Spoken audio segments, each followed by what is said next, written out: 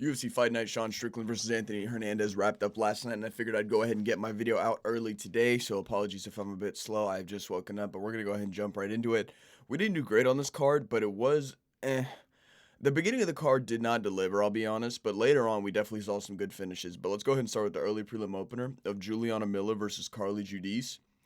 I went with Carly Judice. Now, this is kind of what I said would happen is Carly Judice getting her striking off and Juliana Miller trying to get her grappling off. In moments, Juliana had the back and was winning things. She in round 3 had a really close situation where she almost got a rear naked on Judice, but Judice survives, gets out of it, and wins decisively. Yeah, even though like Miller had some takedowns, I mean every round she was getting brutalized on the feet. Like all 3 rounds. I don't even know if her grappling won her around. I think it was 30-27. So, I mean, we got that one right. Good one for Carlos Judice. We can go ahead and move on to the next fight of Jordan Levitt versus Yadir Delval. Just how hard did Isaac Dolgarian sell that Yadir Delval fight for the money? Because holy, I thought Yadir would be a bit better than that. But granted, Jordan Levitt's just one of those guys whose personality, his build, his appearance, you just underestimate him. And I didn't think he'd be so grappling heavy here. I thought he would, and he was standing. I'm not going to say he wasn't striking. He was striking and outstriking Yadir at points, even though Yadir was the one throwing more truly. Levitt was the one who was kind of landing the better shots throughout the fight, as well as just grappling. Round 1, he went 3 for 4 on takedown, so he was putting on pressure. Didn't get as much success in the second round, but in the third round, he managed to seal the deal with another takedown, all while putting pressure on the feet and significantly outstriking Yadir Delval over 3 rounds. So, good win for Jordan Levitt. Puts us 1-1 on the card. I'm sure a few people got that wrong, but I don't know why I didn't think about Levitt. Like he lost to Patty, but he's still good. But I'll take that going forward into other predictions with Jordan Levitt, is that he's better than a lot of people think. We move on. I got this wrong too. Phil Rowe versus John Paul LeBois. No, I don't know how to pronounce it, but it was a split decision. You know, I'm not mad about getting this wrong because this was this guy's debut, and no matter how good someone looks pre-UFC, like it's very hard to ever bet on somebody in their debut unless they're going against the can. And even though he's not top ranked, I think Phil Rowe is a guy that you have to respect. You have to acknowledge that he's good. He's a tough matchup for anybody, and he made it tough here. I mean, it was a split decision. They had like a good first round. John Paul definitely had his way with him, got his takedowns, outstruck him, like very clear round. And John Paul did his thing, but in the third round, Phil Rowe started to turn the tide a little bit, was landing better shots. That right at the end of the fight, they had like a crazy sequence where Phil Rowe landed some pretty good shots. And I think that's why it was such a close fight. Maybe round 2 was the one they were teetering over. But overall, a good win for John Paul. I wasn't seeing people cry robbery. I mean, I felt like Phil Rowe lost this one, but John Paul's good, man. I just didn't know about going into it. But yeah, good one for him. I don't know what's next for Phil Rowe, but we move on. 1 and 2 on the card. Ramiz Brahimaj versus Punahel Soriano. We got this wrong too, so I think we're 1 and 3 on the card. This fight was decent. Not much happened. I mean, it was 3 rounds of like striking with like meh grappling, like some failed takedowns here and there. Some successful takedowns. Really no like crazy submission attempts that like almost ended the fight. Really no knockdowns at all, I don't think, no. So it was just like a pretty cool, normal fight over 3 rounds. I mean, both gentlemen landed their takedowns. Definitely the strikes are what secured it here. I mean, evens on takedowns. He probably got more control time in this instance. He was definitely the bigger guy in there. And he seemed to outstrike Brahimaj over 3 rounds. So great win for Soriano. We move on 1 and 3. Pain.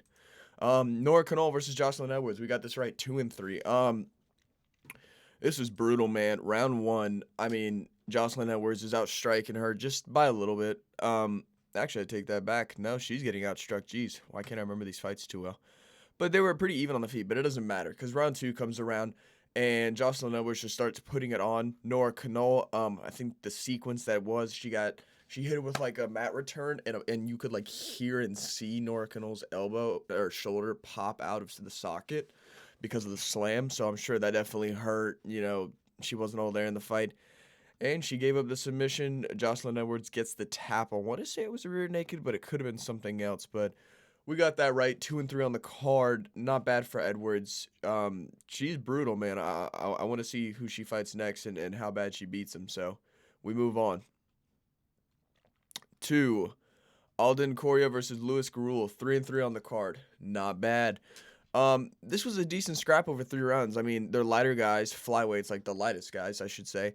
And Alden just did it over 3 rounds, man. I mean, they went evens on takedowns. Definitely, the slickness in the grappling probably favored Alden. The story was on the feet here. Alden continuously outstruck Louis Garul over 3 rounds. I mean, he's using his range. He was fast. He would get in the pocket, zip in, zip out.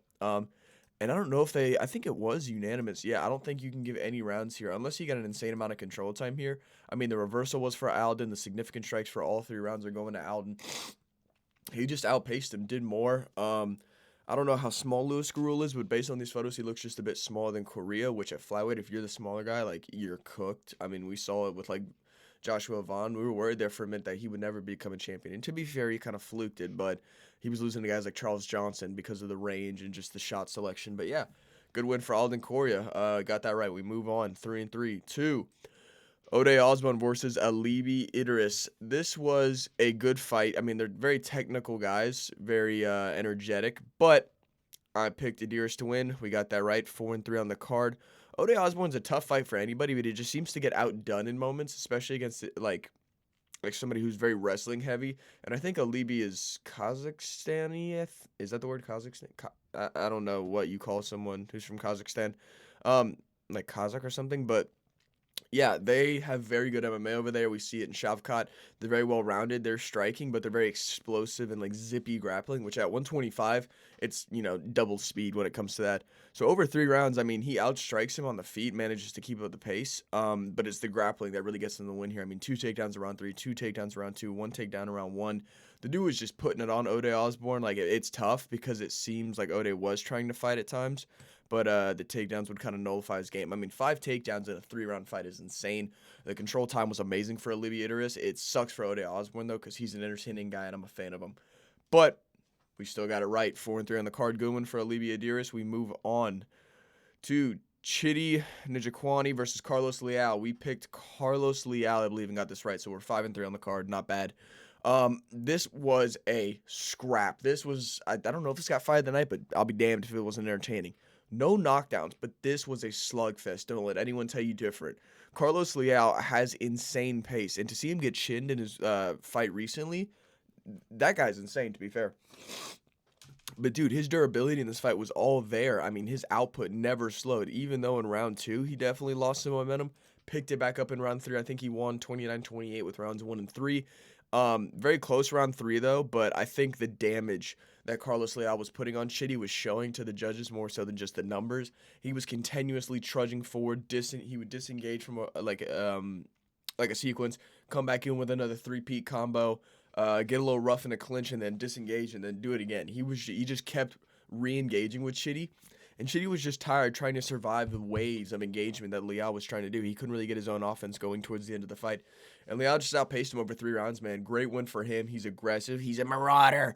And I'm really excited to see what they give him next. But great win for Carlos Leal. We got that right. We move on to Zach Reese versus Michel Pereira. Now, I picked Zach Reese, so we're 5-4 on the card. Not great.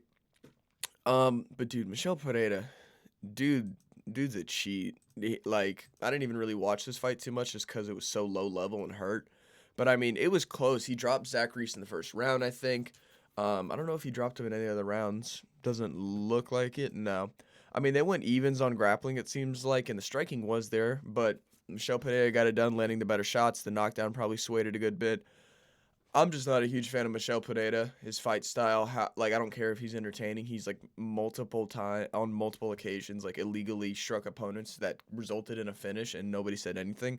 And I'm not somebody who's just gonna look past that. So good win for Pereira, but I can't wait to see him get slept again out cold by a guy like Dawkins. So we move on to Jacoby Smith versus Josiah Harrell.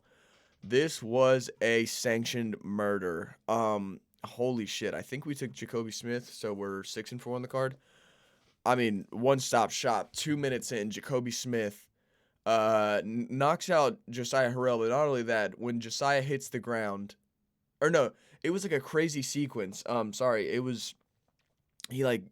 takedown, Reverse. Yeah, so Josiah Harrell goes for a takedown of Jacoby Smith. Jacoby does like a flying like inversion, ends up in side control, switches to like side scarf hold or like threatens crucifix, and then just starts ground and pounding Josiah. Josiah goes limp, and Jacoby lands more as the ref is pulling him off. Scumbag behavior from Jacoby Smith. I don't care people saying that like it's their job to fight until the ref pulls him off. The ref was pulling him off, and he landed like 3 or 4 extra hammer fists to the unconscious face of Josiah Harrell. So bit of a shame on Jacoby Smith. I don't like when fighters are classes like that. But still a good win from him to get that done in such a quick, way in the first round. He's gonna be a problem at 170. I think he called out Kevin Holland. That'll be an entertaining fight. If Holland sleeps him, that'd be hilarious. It feels bad for Harrell, man, but again, great win for Jacob Smith. We get that right and moving on. Sergey Spivak versus Ante Delija. We moved to 6 and 5 on the card. We did terrible, but then again, now this was a unanimous decision for Spivak, but it was a close fight nonetheless. I mean, I think Delija came back a bit in the fight and then just kind of gave it up again. But it was full steam ahead for Spivak. I mean, I definitely underestimated him. Thought he was a bit older in his game. Didn't think he had it. And maybe I just, underestimated Delija. Or maybe I overestimated him, sorry. But it looks like Spivak was able to get it done over 3 rounds using his takedown. And then just pressure. They didn't, minus the takedown, sorry, hold on. They didn't even really grapple in this fight. It's like the UFC didn't told him backstage, like, we need a banger. This card's been boring. Because up to this point, this card was majority decisions and, so they struck on the feet for pretty much all 3 rounds. There was one takedown attempt from the polar bear, but I think it was successful, but it seems Delija got back up. But it was a slugfest over 3 rounds, man. And Delija just didn't do enough to get the win. So, good win for Spivak. We got that wrong. Moving on. Hold on. Apologies. My sinuses are so stuffed. I think, what is that, 6 and 5? Dan Ige versus Melquizael Costa. We got this right. That puts us at 7 and 5 on the card. Dude, I thought Melquizael was going to get like a late fight KO or like a decision. I did not think he was going to be the first man in UFC history to finish Dan Ige. Like, absolute props to him. I mean, it was quick, dude. Like first round, few minutes into the fight, it was like right towards the end of the bell. Lands a spinning kick that makes Ige like cry in his face. Like, his face is like the facial expression of someone crying. Like, he got hit that hard in that sequence. And the ground and pound puts him out. This guy is a real contender at featherweight. I mean, he's coming to his own. We weren't really sure when he was on the come up. He looked meh.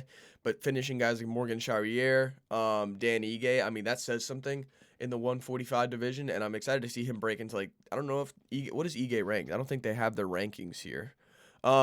I would really like to see him, if Ige's not in the top 10, I want to see Costa take on a top 10 opponent next. I think he's there for it. I think he's capable. I think 1, 2, maybe 3 more good fights, and he could be looking at a title shot here. And I'm full steam ahead behind the Costa train, so great one for him. We move on. Jeff Neal versus Uros Medic. I went with Jeff Neal. This is the second time I've picked against Uros Medic and got it wrong, so I'm going to stop doing that.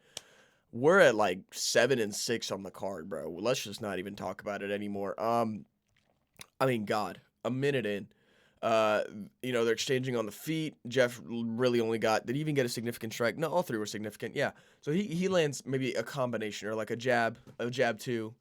And then Uros Medic just comes in with this like clash. I'm like backing up my chair to show y'all. They're in the pocket and then they get in. And Uros hits him with like a body shot, and then he goes like uppercut. And it was the same thing that Beneil Dariush was slept out cold by from Benoit Saint-Denis. Pretty much like you get hit from the uppercut, and you go, okay, the guy's pummeling uppercuts. And then you kind of lower your hand or something, or you're just looking down, focusing on the shot coming that way.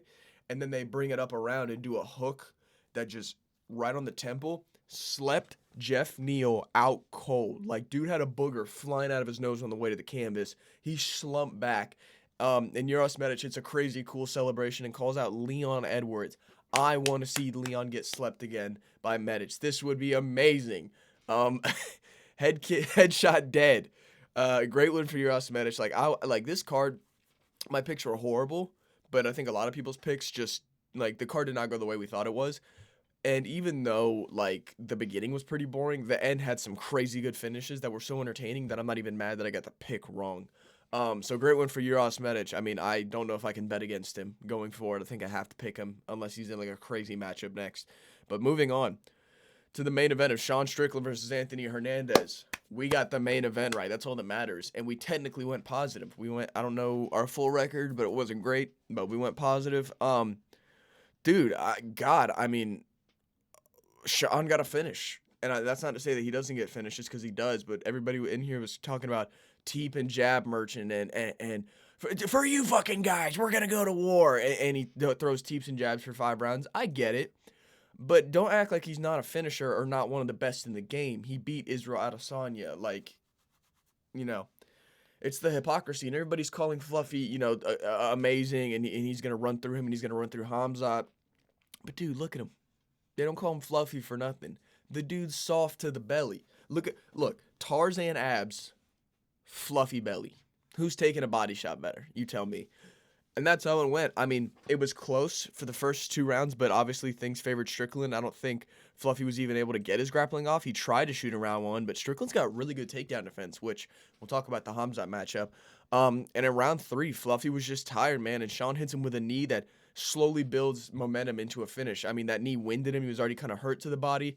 Sean senses danger in the water, like senses blood in the water, and he just starts to go for it, starts to put it on Fluffy, landing uppercut, hooks, and then they kind of disengage, and Sean gets a call at a time, he's shoveling uppercuts, and then kind of throws Fluffy, he hits himself against the cage, falls to the ground, Sean lands some nasty, precision, prime McGregor, ground and pound, the straight down shots that just, make the ref want to stop it immediately, and he gets a finish, man. People were saying he was surprised to see he got a finish. But great one for Strickland. I get it if you picked Hernandez, but there was nothing that was convincing me of picking him. Truly, I felt like Strickland had the tenure. He had proven himself. Just all of that, man. And Fluffy's he's good. He's beating good guys. But Strickland with a win over Adesanya, or Hernandez with a close fight over Brendan Allen. Take your pick. I know who I'm picking. Great one for Sean Strickland. This means a lot for the middleweight division. We saw, I think Dana just said Khamzat's not moving up, so I know Strickland wants Khamzat, but Imavov deserves a shot. Imavov was calling for Khamzat, and now he's calling out Strickland, so maybe they'd make them fight, and Khamzat sits out for another 1.5 years because he's the most boring and active champion we've ever seen, but people are going to glaze him because he gets a few subs early in his career. I digress. But I think Sean Strickland's a good matchup for Khamzat. Obviously, the grappling is going to be a problem, but Sean's got good takedown defense, and he doesn't, wane too much, and I don't think Khamzat's capable of putting damage on Strickland that's going to make him quit the fight. But we'll see how that goes. Again, this was a decent card. The beginning was kind of shit, slow, uneventful, but the ending and just the second half of the card was really good. A lot of high, quality finishes, entertaining moments, characters, and stuff like that. But yeah, great card, great one for Sean Strickland. I don't know what's next for Fluffy, but I definitely think Strickland should either be looking at that title shot against Khamzat or that #1 contender matchup against Imavov. But yeah, see ya.